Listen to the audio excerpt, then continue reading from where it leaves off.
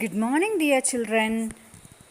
Today we are going to discuss about the third story in the supplementary reader, Footprints Without Feet.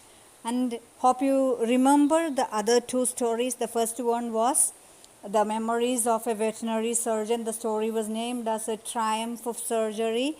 And the second one was The Story of a Thief. And the name of the story was The Thief's Story. And now the third lesson which we are going to discuss now is The Midnight Visitor. Hope you also know that this lesson is not coming for the annual exams, the board exams, even though you have to finish the topics and to make sure that the content is conveyed or communicated. So we'll be going with the lesson. I'm going to read the first paragraph and explain it. Listen to me now. The Midnight Visitor. Osbel, a secret agent, is expecting to get a very important report. Another secret agent, Max, threatens him with a pistol, demanding the report. Does Osbel outwit him? Read and find out. How is Osbel different from other secret agents? Who is Fowler and what is his first authentic thrill of the day? Let's go with the first paragraph now. Osbel did not fit any description of a secret agent Fowler had ever read. Following him down the musty corridor of the gloomy French hotel where Osbel had a room, Fowler felt let down. It was a small room on the sixth and the top floor and scarcely a setting for a romantic adventure. In the first paragraph itself, we are being introduced with the two characters. One is the Osbel, the secret agent himself, and the second one is Fowler. He was a writer who wished to see a secret agent and to get some wonderful experiences or adventures from the secret agent to be written in his own words as a story or a write-up or something like that. And when Mr. Fowler met Mr. Osbel, it was really confusing that the total impression of Mr. Fowler was totally against what he was expecting there. And the room of Mr. Osbel it was a small room on the sixth and the top floor, and it was not at all looking like having a romantic, adventurous atmosphere. Now let me read the second paragraph. Osbel was, for one thing, fat, very fat, and then there was his accent. Though he spoke French and German passably, he had never altogether lost the American accent he had brought to Paris from Boston 20 years ago. Osbel was really a fat man and he was speaking French and German, but the paragraph says that he was speaking it passably, which means he was not very fluent in German and French, but instead he was keeping that American accent which he brought to Paris from Boston 20 years back, which means before 20 years he came to Paris from Boston, but even after 20 years he is not forgetting the American accent at any cost. Even though he speaks French and German almost fluently. You are disappointed, Osbel said wheezily over his shoulder. You were told that I was a secret agent, a spy dealing in espionage and danger. You wished to meet me because you are a writer, young and romantic. You envisioned mysterious figures in the night, the crack of pistols, drugs in the wine. Osbel started talking to Fowler and he said he might be disappointed because what he expected is not being seen there with him, the secret agent, because he was already told that Osbel was a secret agent and was expecting something mysterious. What all things he might have expected according to Osbel? Mysterious figures in the night, the crack of pistols, drug in the wine, all those things Osbel was feeling that the writer might have expected and would have come to experience such mysteries. And Osbel adds that whatever the writer expected, he will never see those experiences with him because he is an entirely different man. Next paragraph, I'm going to read it. Listen and read with me. Instead, you have spent a dull evening in a French music hall with a sloppy fat man who, instead of having messages slipped into his hands by dark-eyed beauties, gets only a prosaic telephone call making an appointment in the room. You have been bored. The fat man chuckled to himself as he unlocked the door of his room and stood aside to let his frustrated guest enter. What Fowler was expected is entirely different from what was the life of Osbel. Now, what he expected was something adventurous, but on that evening it was really dull because it was spent in a French music hall with a very fat man, and instead of getting messages slipped from dark-eyed beauties or beautiful ladies, he was getting a telephonic call to get an appointment in his room. And Osbel said that his guest is really bored. And then, saying all those things to himself and to the guest, he unlocked the door of his room. He opened the door of his room and stood by the side of the door to make his unhappy guest to enter into the room. You are disillusioned, Osbel told him, but take cheer, my young friend. Presently you will see a paper, a quite important paper, for which several men and women have risked their lives. Come to me. Some day soon that paper may well affect the course of history. In that thought is drama, is there not? As he spoke, Osbel closed the door behind him. Then he switched on the light. And as the light came on, Fowler had his first authentic thrill of the day. For halfway across the room, a small automatic pistol in his hand, stood a man. Osbel blinked a few times. "Max," he wheezed, "you gave me quite a start. I thought you were in Berlin. What are you doing here in my room?" Osbel said, "Now you understood the reality that I am not a kind whom you expected like." And then he said, "You are going to see a very important paper and I think it is going to be a part of the history in the coming time. You may feel it as a drama when now, but at the same time you're going to face it as a reality." Saying all these things, Osbel closed the door behind him and then switched on the light in the room. There begins the most wonderful and thrilling part of the day for the writer Fowler. And what he could see in the room was an automatic pistol in the hand of a man standing in the room. It was not Mr. Fowler, it was not Mr. Osbel, but a third person was there in the room. Osbel was not able to believe the sight. He blinked a few times his eyes and then he whispered, "Max." And then he continued, "Oh, you gave me a quiet start, a good start. I thought you were not here, but you were in Berlin. I thought so." And he asked one more thing. "What are you doing in my room? Did you think that it is your room, Mr. Max? This is my room and not your room. And what are you doing in my room?" Now, before continuing the lesson, there are two questions before you. Let's have a look at the question. And while reading the lesson ahead, I think we'll be going on with the questions. How has Max got in? How does Osbel say he got in? We'll see how Max got into the room of Osbel and in what way Osbel explained Max to get into his room. Let's see in the coming part of the lesson. Next paragraph. Max was slender, a little less than tall, with features that suggested slightly the crafty, pointed, countenance of a fox. There was about him, aside from the gun, nothing especially menacing. The report, he murmured. The report that's being brought to you tonight concerning some new missiles.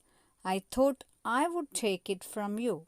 It will be safer in my hands than in yours. Max was a lean, short man, and his face was looking slightly like that of a fox. And other than for the gun in his hand, he was not at all looking harmful. And he asked the other secret agent Osbel to give the report because he wanted to keep the report concerning some new missiles with him, and he said that he will keep the reports safe in his hands than that of Osbel. That was really a comical comment. Max wanted to use that report for his personal purposes and to have gains from the report. Next paragraph. Osbel moved to an armchair and sat down heavily. I'm going to raise the devil with the management this time, and you can bet on it, he said grimly. This is the second time in a month that somebody has got into my room through that nuisance of a balcony. Fowler's eyes went to the single window of the room. It was an ordinary window against which now the night was pressing blackly. Balcony? Max said, with a rising inflection. No, a passkey. I did not know about the balcony. It might have saved me some trouble had I known. Osbel was not at all looking upset. He sat on an armchair and started telling. He said that he was going to give a very big complaint against the management of the hotel because it was the second time that somebody was entering into his room without his permission using the balcony. Then Fowler, the writer, looked at the window which was looking like a normal window and it was more dark outside. Max could not believe that. Was there a balcony? He asked. But I used a master key, so I did not know about the balcony, Max said. And he added, if I knew about the balcony, my troubles to enter into the room might have been lessened. Next paragraph. It's not my balcony, Osbel said with extreme irritation. It belongs to the next apartment. He glanced explanatorily at Fowler. You see, he said, this room used to be a part of a large unit, and the next room, through that door there, used to be the living room. It had the balcony, which extends under my window now. You can get onto it from the empty room 2 doors down. And somebody did last month. The management promised to block it off. But they haven't.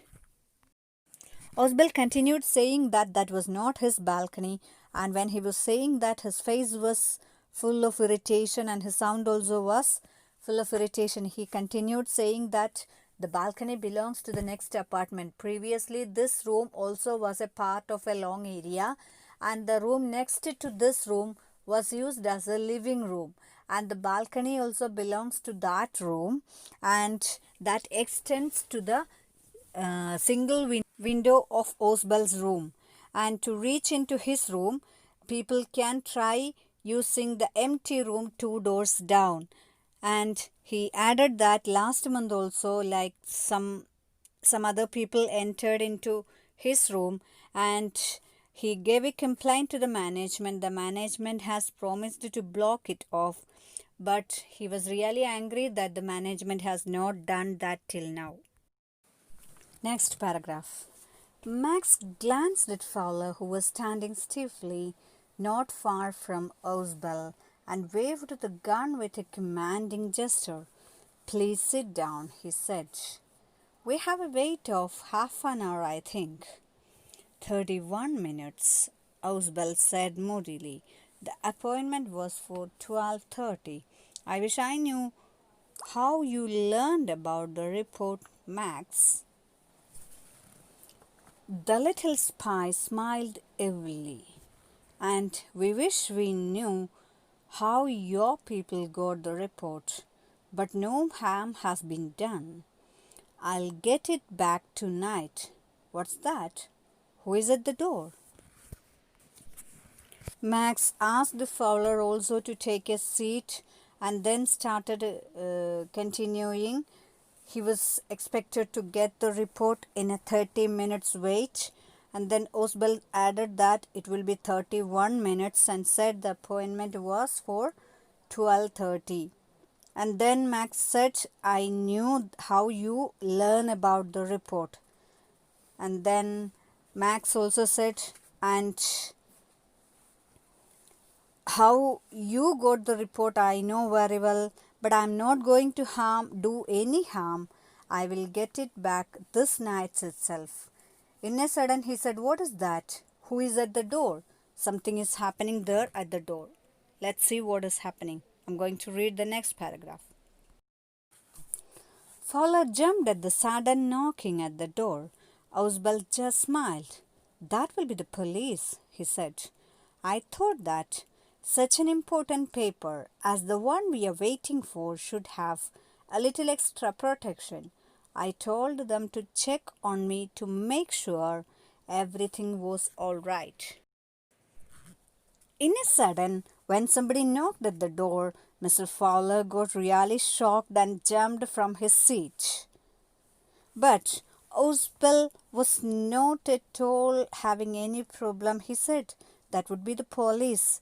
I have already informed him to keep an eye on me and to check me before that paper is coming, because that is such an important paper. And I have asked them to make sure that everything is all right. Let's see the last paragraph in page number 16. Max bit his lip nervously. The knocking was repeated. What will you do now, Max? Ausbel asked. If you do not answer the door, they will enter anyway. The door is unlocked, and they will not hesitate to shoot. Max's face was black with anger as he backed swiftly towards the window. He swung a leg over the sill. Send them away, he warned. I will wait on the balcony. Send them away, or I'll shoot and take my chances. The knocking at the door became louder, and a voice was raised. Mr. Ausbel? Mr. Ausbel? When Miss Rosebell said that it would be the police, as he has informed earlier, Max got a little bit nervous, and the knocking was repeatedly coming. Ausbel asked what Max was going to do, and he added that if Ausbel is not going to answer at the door, the police would enter anyway, because the door is not locked. They can enter very easily by opening the door, and if they felt that the things are not right, they might even not hesitate to shoot. They might even shoot. That's what Ausbel said. Max was really unhappy and upset to hear about the news of the police. His face became black with anger, and he moved back towards the window, and he kept one of his legs into the window sill, and then he asked Ausbel to send the police away at the earliest, and he warned them that if Ausbel is not sending them away at the earliest without making any hint of Max present there, he was going to shoot everyone and to take his chance to take the document. And the door knocking was continuing, and somebody started calling Ausbel by calling with his name. The next paragraph. Keeping his body twisted so that his gun still covered the fat man and his guest, the man at the window grasped the frame with his free hand to support himself. Then he swung his other leg up, and over the windowsill. The doorknob turned. Swiftly, Max pushed with his left hand to free himself from the sill and dropped to the balcony. And then, as he dropped, he screamed once shrilly. Max moved carefully but step by step, very fastly, to make sure that he is moving into the balcony. He reached the windowsill. He moved both his legs and he made his body free and dropped himself into the balcony slowly. He jumped into the balcony, and once when he jumped into the balcony, there was a shrill cry, which means it was not a very happy moment for Max. Let us see whether he fall down or something else happened to him. Next paragraph. The door opened and a waiter stood there with a tray, a bottle, and 2 glasses. "Here is the drink you ordered for when you returned," he said, and set the tray on the table, deftly uncorked the bottle, and left the room. White-faced Fowler stared after him. "But," he stammered, "the police?" At that moment the door was opened and there was the waiter standing with a tray, a bottle, and 2 glasses. He set everything. He uncorked the bottle and set the glasses ready and left the room. Now Fowler was looking at all these things without taking even the breath. He was even too much afraid that he even might have forgotten to take his breath also. He was really shocked to see all the things which was happening in the room. And when in a sudden, when he could see the waiter, he was even more confused. Then with his stammering, he asked, "What about the police?" Now the last paragraph of the lesson. "There were no police," Ausbel sighed. "Only Henry, whom I was expecting." "But won't that man out on the balcony?" Fowler began. "No," said Ausbel. "He won't return. You see, my young friend, there is no balcony." Now Ausbel said, "There was no police whom I was expecting.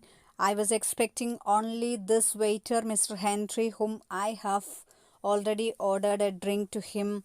And then in a sudden Fowler was really feared, and then he started asking, "But that man on the balcony, won't he be coming back?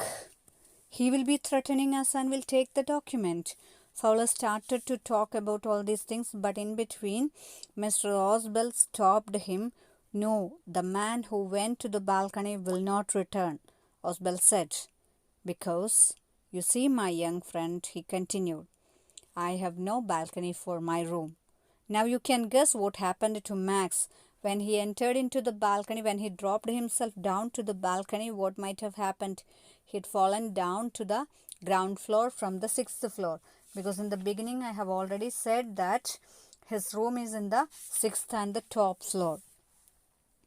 Now that's all about the story. Hope you understood the story, enjoyed the story, and we are going to wind up the class today. Thank you. Have a nice day.